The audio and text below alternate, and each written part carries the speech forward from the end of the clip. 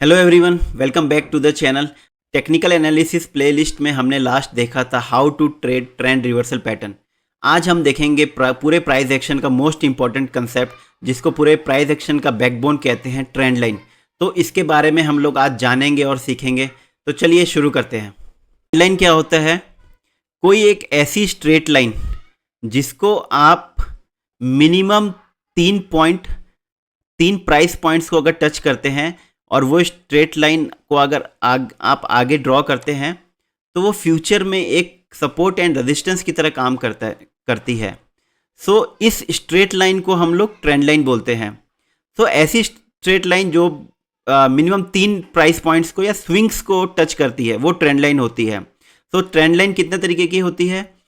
पहली होती है अप ट्रेंड लाइन, जो कि अप ट्रेंड बताती है, उस पर प्राइस सपोर्ट लेके ऊपर जाता है। सेकंड होती है डाउन ट्रेंड लाइन, जो कि एक रेजिस्टेंस की तरह काम करती है और वो मीटर से नीचे की तरफ आती है और प्राइस उसको रेजिस्टेंस मान के नीचे आता है। एंड तीसरी होती है horizontal line. Horizontal line means price उसको सपोर्ट या रेजिस्टेंस मानता है, वो एक हॉरिजॉन्टल लाइन रहेगी और प्राइस बार बार उससे टकरा के ऊपर नीचे बाउंस बैक होगा। तो ट्रेंड लाइन जनरली 3 तरीके की होती है। तो आप देखेंगे इसमें स्क्रीन पे। सो ये एक अप ट्रेंड लाइन का एग्जांपल है। इसमें पहला यहाँ पे स्विंग टच किया, देन यहाँ पे किया, यहाँ पे थर्ड टाइम किया। तो ये एक कंफर्म हो गई है ट्रेंड लाइन। यहाँ पे जब तक इसने 2 किया था टच, तब तक ये कंफर्म ट्रेंड लाइन नहीं हुई थी। लेकिन जैसे ही इसने थर्ड पॉइंट भी टच कर दिया और यहाँ से प्राइस ऊपर बाउंस बैक गया, तो इसका मतलब ये ट्रेंड लाइन हो गया है। अब ये ट्रेंड लाइन को अगर आप आगे एक्सटेंड करेंगे तो ये ट्रेंड लाइन एक सपोर्ट की तरह काम करेगी और प्राइस बार बार बहुत ज़्यादा चांसेस है कि इसको टच करके वापस से सपोर्ट लेके ऊपर जाए। सो ये एक अप ट्रेंड लाइन का एग्जांपल हो गया।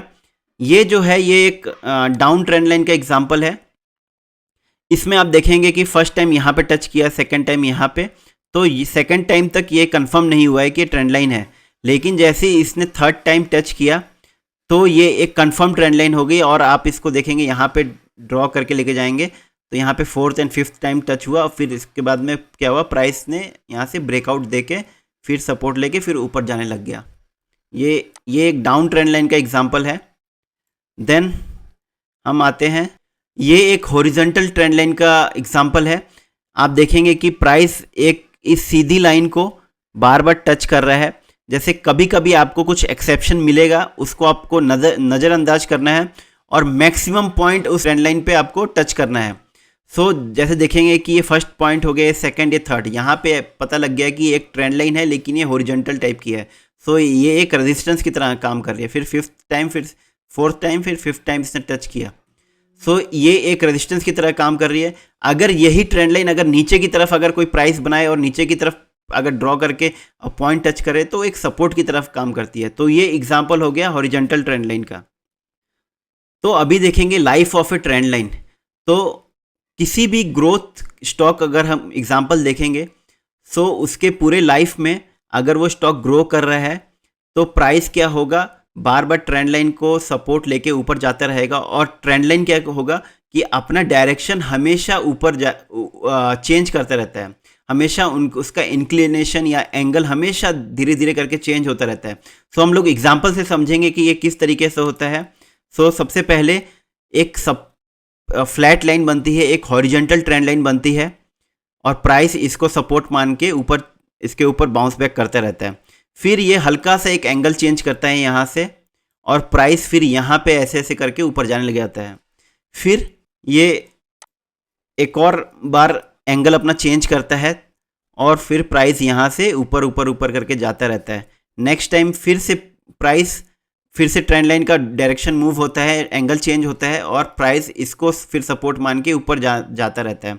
सो देखेंगे कि किसी भी स्टॉक के लाइफ में ट्रेंड लाइन हमेशा अपना एंगल चेंज करते रहता है। और इसमें हम लोग सीखेंगे कि एक major and minor trend line का एक कंसेप्ट आता है। सो जो भी करंट प्राइस जिसको भी जिस ट्रेंड लाइन को करंट मान के चलता रहता है, जिसको रेफरेंस लेके चलता रहता है, तो वो उसके लिए माइनर ट्रेंड लाइन हो जाती है और जो उसकी पिछली वाली ट्रेंड लाइन होती है वो उसकी मेजर ट्रेंड लाइन हो जाती है। So life of a trend line का हम लोग रियल एग्जांपल चार्ट के थ्रू देखते हैं और समझते हैं कि ये किस तरीके से दिखता है। तो मैं आ गया हूँ कोचिन शिपयार्ड के चार्ट पे और मैंने ये लगा लिया है daily time frame one day का। एंड यहाँ पे हम लोग देखेंगे कोचिन शिपयार्ड के चार्ट में। सो ये फर्स्ट ट्रेंड लाइन थी, इसने कुछ एंगल पे थी। देन प्राइस फिर क्या हुआ, यहाँ से थोड़ा सा इसमें मोमेंटम आया और इसने अपना ट्रेंड लाइन का पाथ चेंज कर दिया। अब ये ट्रेंड लाइन इस ट्रेंड लाइन को फॉलो करने लग गया। अब देखेंगे इसको कितनी बार इसने टच किया। फिर इसके बाद क्या हुआ, इसमें और थोड़ा तेज़ी आई और ये अब इस ट्रेंड लाइन को फॉलो करने लग गया। तो देखेंगे, आपने देखा कि प्राइस भी कितने ट्रेंड लाइन को चेंज कर रहा है। पहले फर्स्ट टाइम इसने इस ट्रेंड लाइन को लिया, फिर इसके बाद में इस पे जंप हुआ, फिर इसके बाद में ये सीधा अब ये ऊपर की तरफ जाने लग गया। सो ये था concept life of a trend line का। चलिए हम लोग आगे बढ़ते हैं। तो जैसा कि आपको बताया है कि major and minor trend line concept के बारे में। सो जो करंट ट्रेंड लाइन है उसको हम माइनर ट्रेंड लाइन बोलते हैं, जिसको प्राइस रेफरेंस मान के चलता रहता है।